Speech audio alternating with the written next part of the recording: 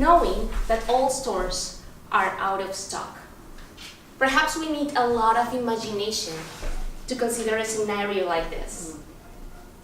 But sadly, this is the reality of the Venezuelan people in recent years. I will introduce you the social and economic situation in Venezuela briefly.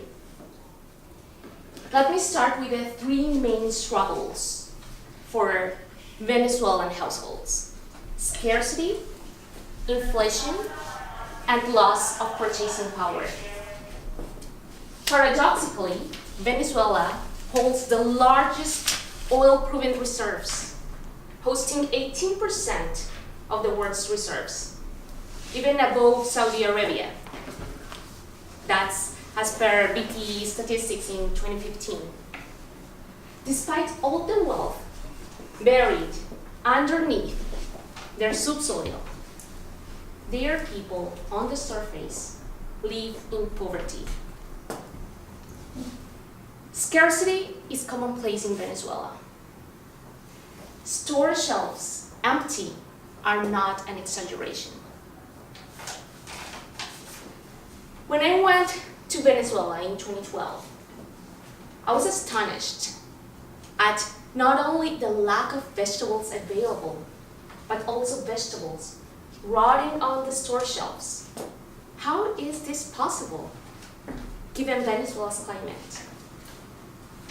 They have to import everything, since socialism imposed by Chavismo destroyed all productive sectors and has mismanaged their only source of revenue, oil.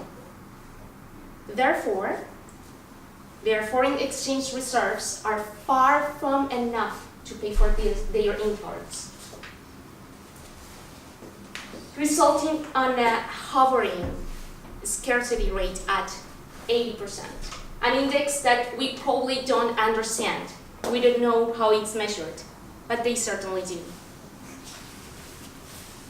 Scarcity has fueled the spike in prices, resulting in the second issue, inflation, which has been exacerbated by the irrational printing of money on behalf of the central bank in order to finance the government deficit.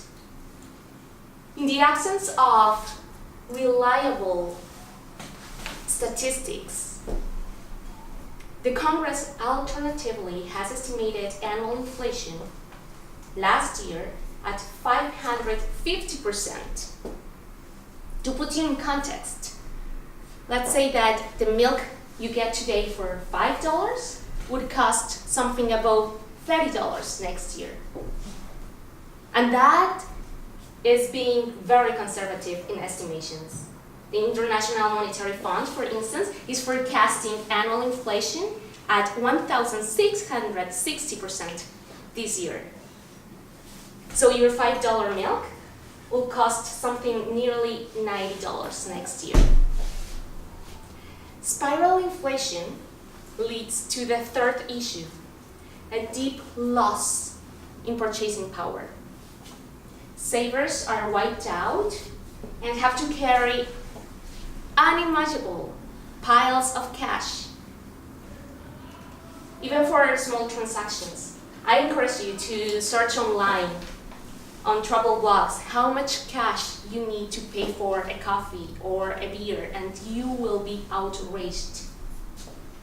Practically speaking, it is impossible to count money. They have to weigh the piles of cash. When I visited Venezuela 5 years ago, this 20 bolivar that I had left would buy something around $3 at the official rate. Today, this note is worthless. In theory, it would still exchange the same $3, but because the official market is not accessible in practice, people have to resort illegally to the black market, where $1 has risen from 9 bolivares 5 years ago to 4,000 200 bolivares today. So if you still have the desire to travel to Venezuela, as a tourist, it's cheap. But for locals, the cost of life is simply unaffordable.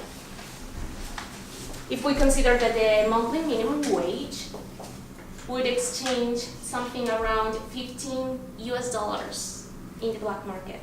And that is assuming that the household has a source of income. As you can imagine, unemployment is naturally taking place in such a disarray. So these three main issues, scarcity, inflation, and loss of purchasing power, are affecting Venezuelans, inciting anger and frustration among the opposition and even within the Chavismo voters. Venezuelans constantly show their despair in demonstrations against the system, against anti-democratic practices, and against corruption. This economic crisis has mutated into a political crisis and actually into a humanitarian crisis. Venezuela is a paradoxical case in which its people are starving on a land full of undermined and underexploited potential, enough to satisfy their own needs and grow. But they need to innovate. And they need a change. They need a comprehensive restructuring of their economic system. And for that matter, they really need a change. At the end, it is political.